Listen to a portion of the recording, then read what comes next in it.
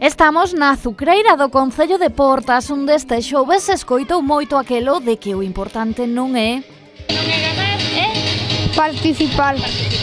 O que máis me gusta é que vai pasármelo ben e disfrutar. Moi ben. Manuel, a ti que é o que máis te gusta destas carreiras? Pasármelo ben. un total de 750 cativos de segundo e terceiro de primaria se deron cita para competir na final provincial escolar de campo a través por equipos.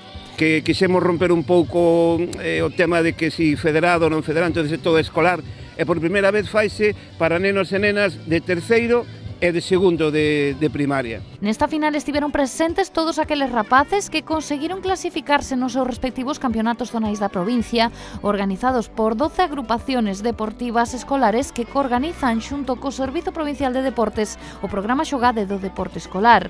Este ano, como novidade, entregáronse medallas aos 3 primeiros clasificados de cada carreira e categoría e despois houbo diplomas para os 7 seguintes ata chegar ao 10º clasificado. Se incrementa que en vez de dar solo medallas aos 3 primeiros, que quedaba un pouco a cativa e tal, vaise dar medalla, ouro, plata e bronce e despois diploma desde o cuarto hasta o 10º participante. Neste evento deportivo no que colabora Brila de Pontevedra, entre outros, participaron centros de toda a provincia. Moraña, Portas, Sanxenxo, Caldas de Reis, Vilagarcía ou Meaño son tan só algunhas das vilas de procedencia de todos estes cativos que o pasaron en grande na azucareira de Portas este xoves.